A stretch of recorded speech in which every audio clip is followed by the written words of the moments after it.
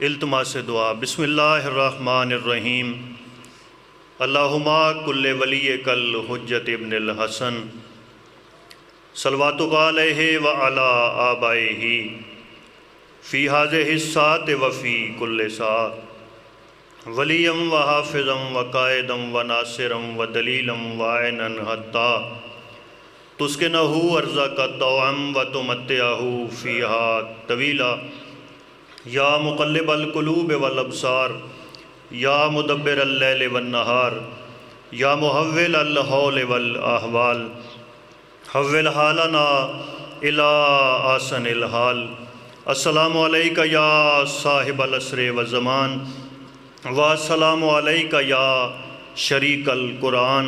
صلوات پڑھیے بلند آواز۔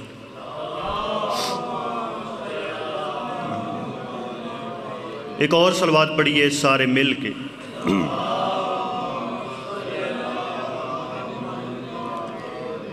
بسم اللہ الرحمن الرحیم الحمدللہ رب العالمین والصلاة والسلام علی رسولہ الکریم وآلہ الطیبین الطاہرین المعصومین المظلومین الذین اذہب اللہ عنہم الرجس وطہرہم تطہیرا۔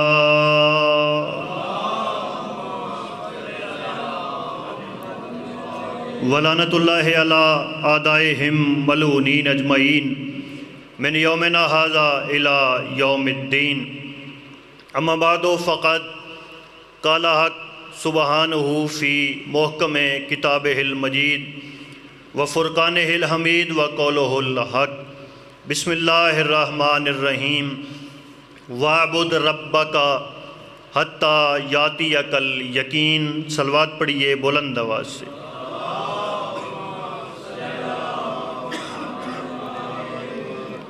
سب سے پہلے میری یہ دعا ہے کہ اس ذکر کا رب اس ذکر کا اہتمام کرنے والوں کی توفیقات خیر میں اضافہ فرمائے۔ جتنے صاحبان اس پاک ذکر میں حاضر ہیں مالک الملک سب کی حاجات کو پورا فرمائے۔ حاضرین مجلس، بانیان مجلس اور ذاکرین مجلس کے جتنے مرحومین ہیں مالک الملک سب کے درجات بلند فرمائے۔ خصوصاً نعیم عباس جن کے اصحال ثواب کے لیے اس ذکر کا اہتمام ہوا ہے، مالک انہیں جوار رحمت کل میں جگہ عطا فرمائے۔ قبولیت عبادت کے لیے، دعاؤں کی مستجابی کے لیے بآواز بلند صلوات صلی اللہ وعجل فرجہ۔ حاضرین محترم، موالیان ولی حق، عزاداران محسن انسانیت، میرے نہایت واجب الاحترام میرے معزز سامعین،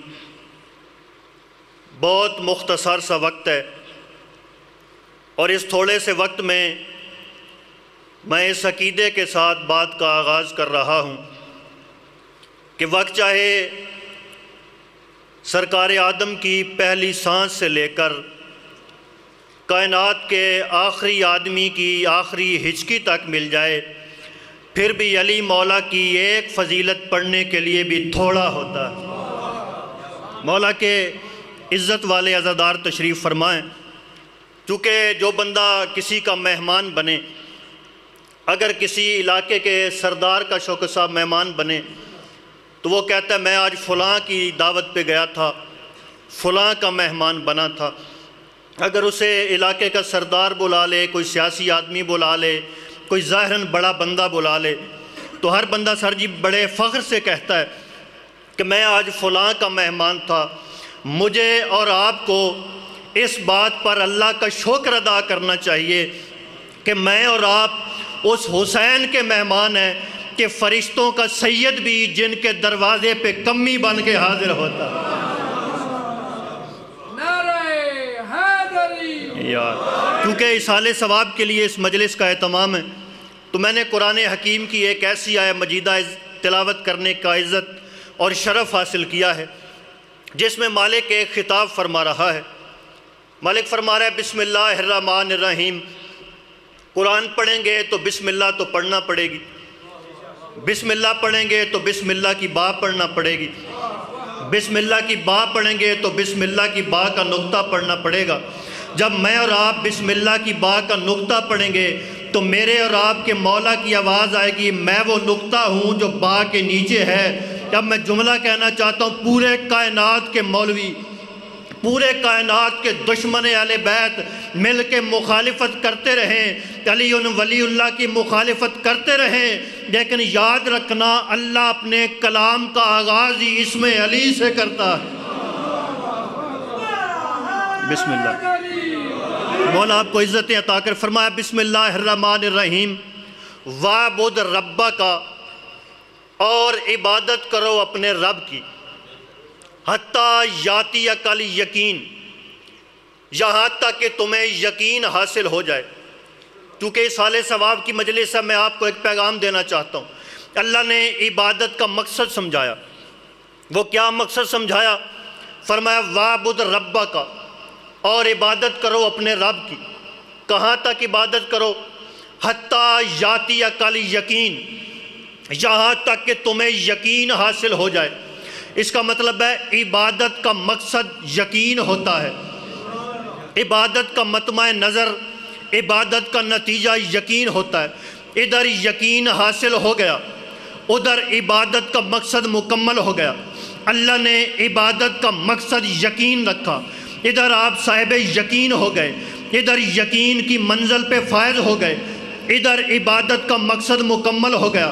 اب میرا کوئی واجب الاحترام، میرا کوئی بزرگ، میرا کوئی نوجوان بھائی میری اس بات کو سنے اور گھر جا کے یہ فیصلہ کر لے کہ میں تو بڑا صاحب یقین ہوں، میں اب عبادت نہیں کروں گا، تو یاد رکھنا فرمان معصوم ہے کہ من فسر القرآن برائہ فقد کفر، جس نے قرآن کی تفسیر اپنی مرضی سے کی، اللہ کی نظر میں کل بھی کافر تھا، وہ آج بھی کافر ہے۔ جو اپنی مرضی سے قرآن کی تفسیر کرے، اللہ کی نظر میں کل بھی کافر، آج بھی کافر۔ تو آئیے اس آیت کی وضاحت کے لیے، اس آیت کی تشریح کے لیے، اس آیت کی تفسیر کے لیے میں آپ کو اس دروازے پہ لے چلتا ہوں جس گھر میں ہونے والی باتوں کو اللہ قرآن کہتا ہے۔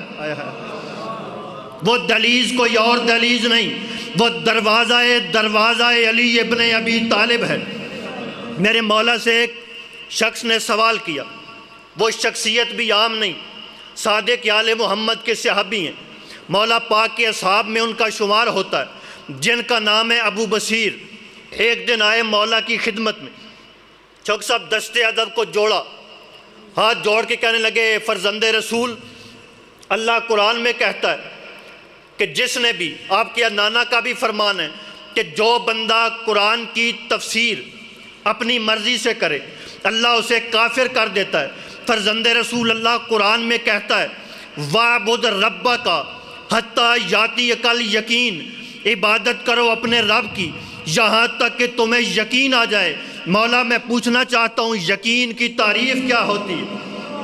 مولا یقین کی تفسیر کیا ہوتی ہے؟ جب مولا نے کہا نا، مولا سے اس بندے نے کہا نا مولا یقین کی تعریف کیا ہے، مولا نے مسکرا کے دیکھا ابو بصیر کے چہرے کی طرف۔ اب جو بندہ موضوع سننا چاہتا ہے، جسے یاد ہے کہ آج کس عنوان پہ مجلس ہے، میں ایک جملے میں سارا موضوع پڑھنا چاہتا ہوں۔ جب صحابی نے عرض کیا نا فرزند رسول موت میں ایسا کیا ہے جو مرنے والے کو یقین دیتا ہے، اور مولا وہ یقین کیا ہے؟ مولا مسکرا کے فرماتے ابو بصیر تیری موت تیرا یقین ہے، ابو بصیر تیری موت تیرا یقین ہے۔ جب کہا نا تیری موت تیرا یقین ہے، ابو بصیر کے چہرے پر حیرانیوں کا ظہور ہوا، حیران ہو کے کہتے ہیں مولا یہ موت میں ایسا کیا ہے جو ہر مرنے والے کو یقین دیتا ہے؟ مولا مسکرا کے فرماتے یاد رکھنا ہر مرنے والے کے سامنے کوئی ایسی ہستی آتی ہے جس کا چہرہ مرنے والے کو یقین عطا کر دیتا ہے۔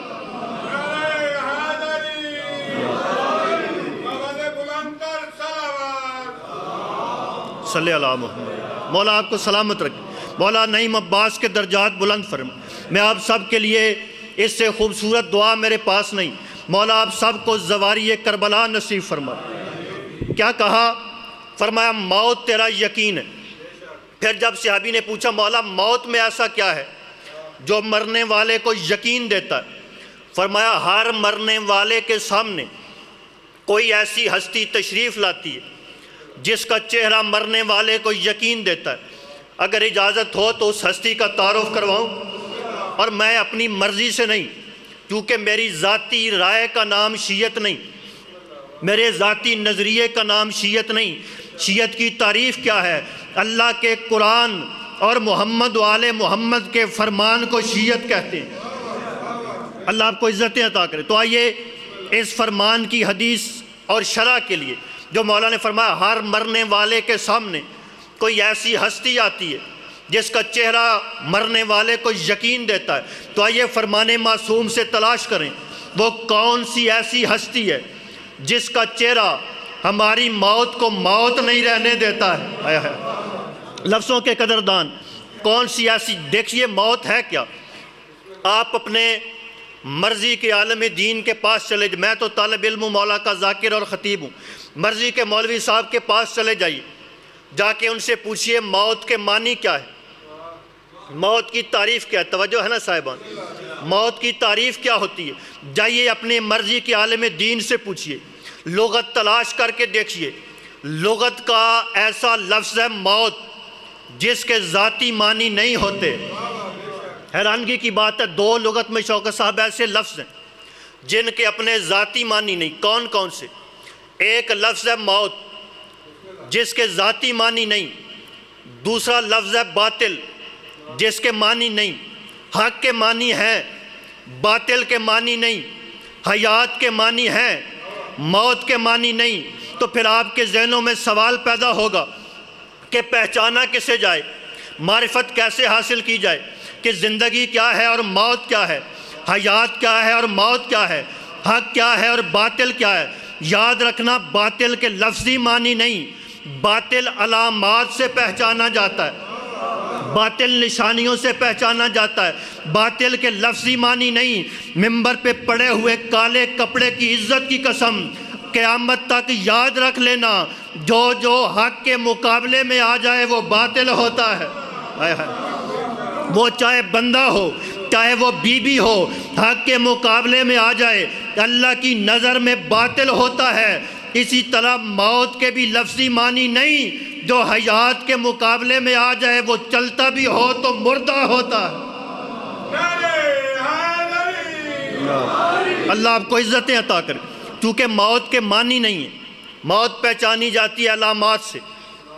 آج اپنی مرضی کے ہاسپٹل میں چلے جائیے، وہاں میڈیکل سائنس پڑھے ہوئے ڈاکٹر سے پوچھئے کہ موت کی تعریف کیا ہے، وہ کہے گا موت کے لفظی معنی نہیں، موت پہچانی جاتی ہے علامات سے۔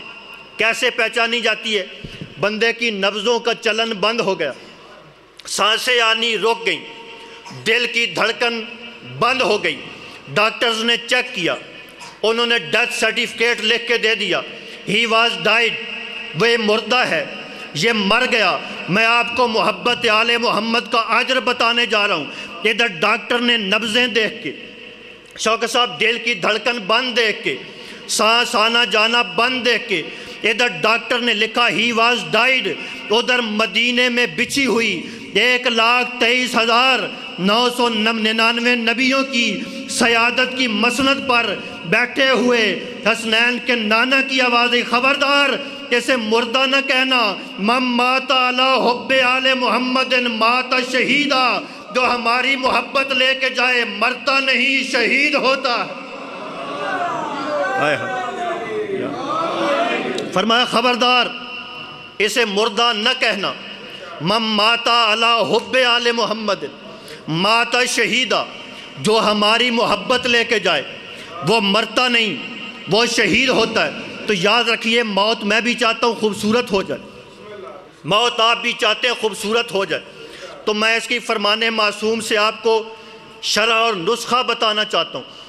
میرے اور آپ کے مولا امیر المومنین یعصوب الدین حسنین کا بابا، کعبے کا کعبہ، قائد الغر المحجلین، کیونکہ علی روشن چہرے والوں کا امام ہے، فرمایا علی قائد الغر المحجلین ہے، اے علی تو روشن چہرے والوں کا امام ہے۔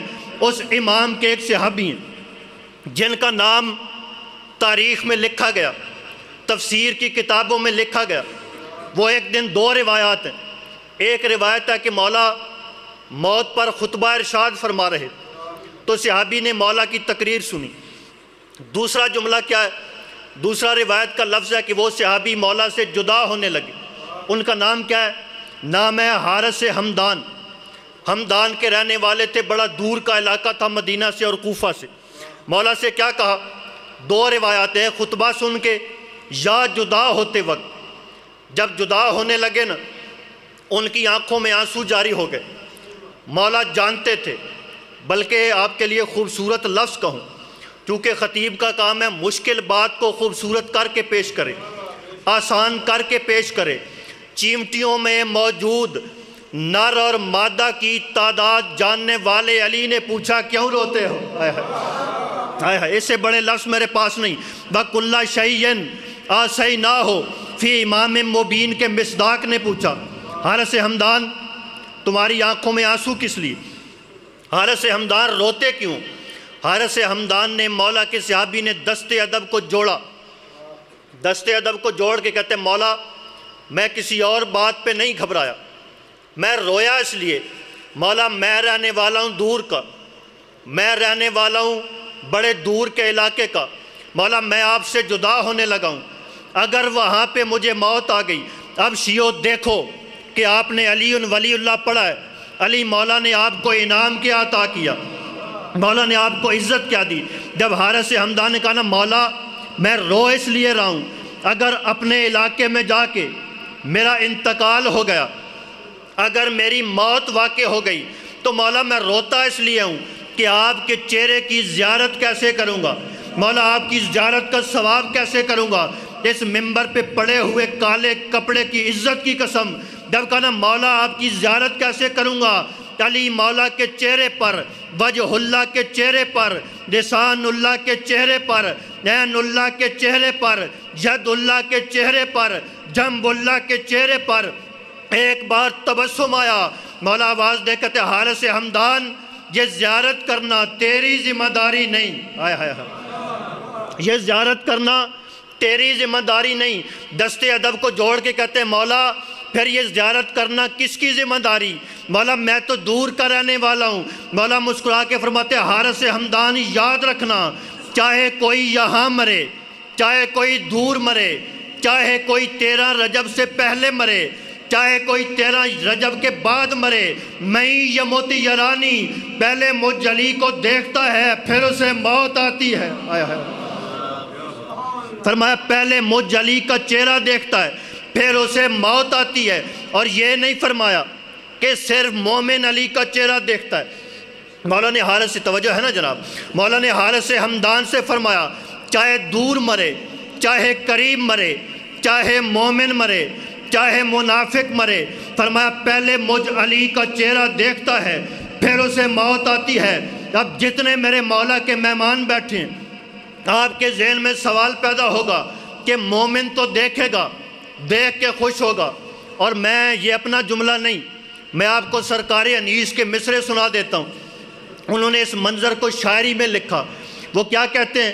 وہ کہتے ہیں قبر میں جب کہ نکیرین کریں گے مجھ سے سوال، قبر میں جب کہ نکیرین کریں گے مجھ سے سوال کہ کون رب ہے تیرا، کون ہے نبی و امام، کہوں گا رب ہے میرا ذوالجلال والاکرام، اور محمد عربی ہے میرے نبی کا نام، کہوں گا رب ہے میرا ذوالجلال والاکرام، محمد عربی ہے میرے نبی کا نام۔ کہتے ہیں میں ملائکہ سے کہوں گا کہ علی امام منستو منم غلام علی، ہزار جان گرامی فدائے نام علی۔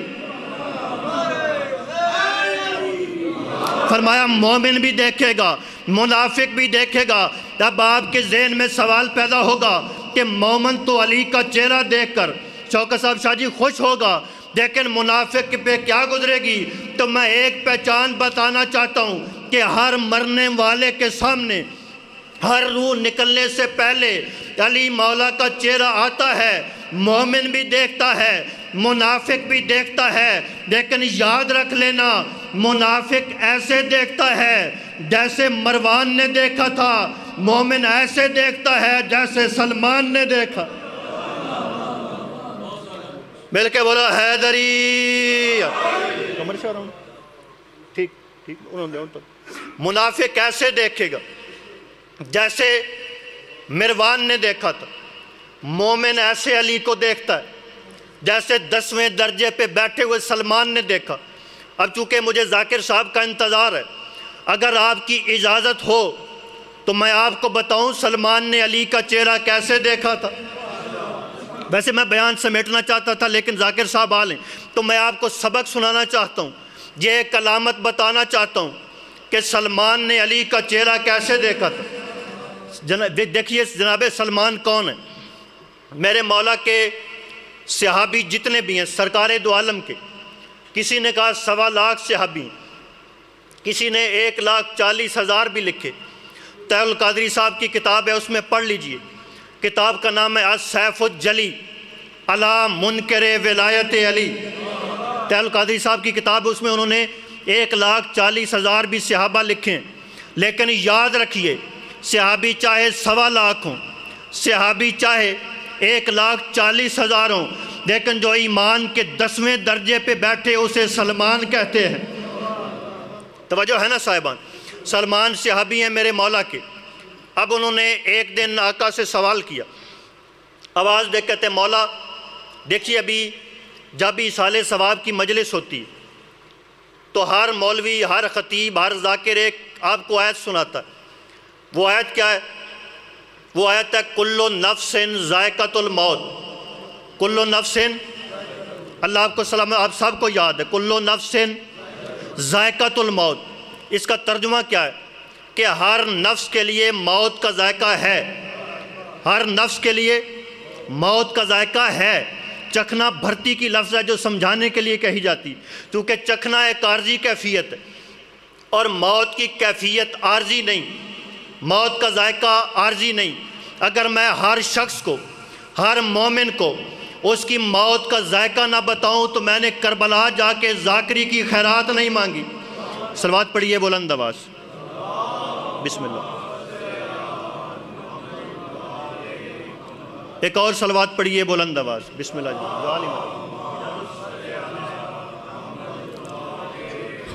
میرے نہایت واجب الاحترام میرے بڑے بھائی جناب نقوی صاحب تشریف لے آئے، بس مجھے ان کا انتظار تھا، اب میں بیان سمیٹ رہا ہوں کیونکہ عنوان ہے ایصال ثواب۔ شاہ جی میں نے عنوان رکھا موت و حیات۔ اب میں آپ کی موجودگی میں آپ سے دعا لینے کے لیے یہ عرض کرنا چاہتا ہوں کہ موت کا ذائقہ ہوتا کیا ہے، اور یہ مولا کے فرمان سے عرض کروں۔ میرے مولا نے اپنے ایک صحابی سے، شاہ جی جن کا نام ہے جناب ابو ذر غفاری، ان سے ایک دن سوال کیا۔ آپ نے ماشاءاللہ بہت اچھا سنا، بڑی توجہ سے سن رہے ہیں، اور توجہ سب سے بڑی داد ہوتی ہے۔ میں نے آپ کو ایک بار بھی نہیں کہنا کہ آواز اتنی بلند کرو کہ آواز نجف تک جائے، نہ نجف والا ان کی بھی سنتا ہے جن کی آواز ہوتی ہی نہیں۔ اللہ آپ کو سلام۔ مجھے دعا مل گئی۔ ابو ذر سے مولا نے پوچھا، ابو ذر آپ کے نزدیک موت کا ذائقہ کیا ہے؟ ابو ذر نے مسکرا کے کہا سرکار اگر آپ کی ولایت پہ آئے تو جنت کے پھل سے میٹھی ہے۔ یہ یاد رکھیے، جنت کے پھل سے میٹھی ہے موت کا ایک ذائقہ۔ دوسرا موت کا ذائقہ کربلا کے میدان میں نظر آیا، جب عروس کربلا سے، شاہ جی آپ کی موجودگی میں لفظ کہہ رہا ہوں، عروس کربلا سے، شہزادہ دشت نینوا سے، حسن کی شجاعت کے وارث شہزادہ قاسم سے میرے مولا حسین نے پوچھا قاسم آپ کے نزدیک موت کیا ہے؟ مسکرا کے کہنے لگے چچا جان میرے نزدیک شہد سے میٹھی ہے۔ اب موت کے 2 ذائقے ہو گئے۔ ابو ذر نے کیا جواب دیا؟ جنت کے پھل سے میٹھی۔ شہزادہ قاسم نے کیا کہا؟ میرے نزدیک شہد سے میٹھی۔ اب سلمان نے ایک دن جناب امیر سے پوچھا مولا مجھے موت کب آئے گی؟ سرکار نے فرمایا ہر شب جمعہ قبرستان جایا کرنا، جا کے کہنا السلام علیکہ یا اہل القبور۔ جس لمحے جس شب جمعہ تمہیں موت کا جواب آ جائے، سلام کا جواب آ جائے، اس سے اگلی شب جمعہ تم ہماری بارگاہ میں حاضر ہو جاؤ، تم ہمارے پاس آ جاؤ۔ شاہ جی آپ، اللہ آپ کو عزتیں عطا کرے، کیا کرتے جناب سلمان، چلیں شاہ صاحب نہ ہوتے تو میں یہ جملہ نہ پڑھتا۔ کون سلمان؟ جس نے اپنی ریش اقدس سے یطاہرہ قوم تطہیرہ کی مصداق دہلیز پر جاروب کشی کر کے منا آل البیت کا تمغہ امتیاز حاصل کیا تھا۔ بس جناب سلمان، آخری فضیلت کا جملہ منبر شاہ جی کے حوالے، جناب سلمان کو مولا نے کیا کہا؟ سلام کا جواب آئے تم ہمارے پاس آ جاؤ۔ سلمان آتے قبرستان، آ کے کہتے السلام علیکہ یا آل القبور، سلام کا جواب نہ ملتا، واپس آ جاتے۔ شاہ جی ایک شب جمعہ جناب سلمان قبرستان پہنچے، آ کے کیا کہا؟ آ کے کہا السلام علیکہ یا آل القبور۔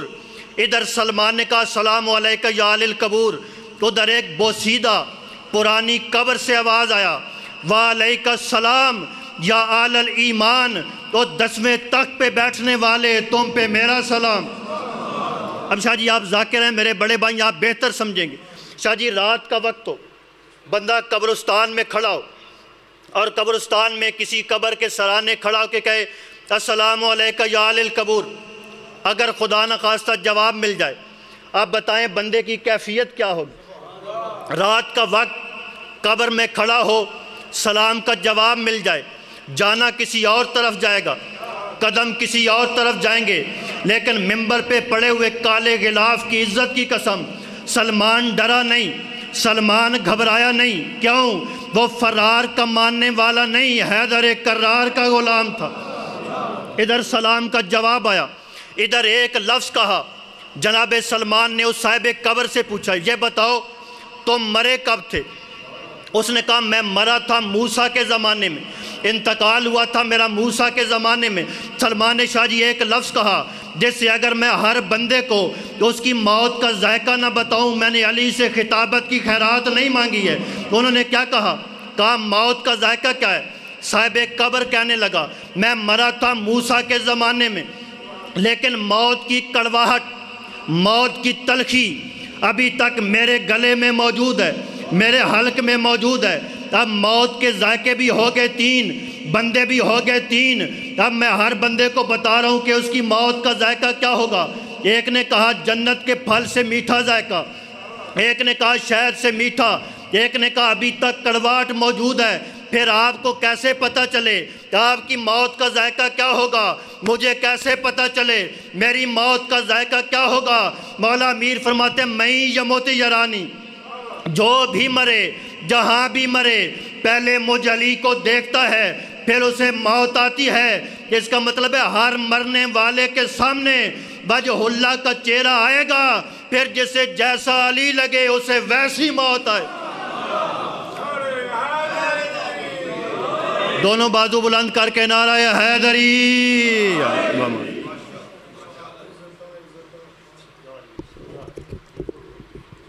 ماشاءاللہ، جزاک اللہ۔ یہ تھے شہر آل عمران سید اصغر سجاد نقوی صاحب، سیدزادہ ممبر تشریف لائن سید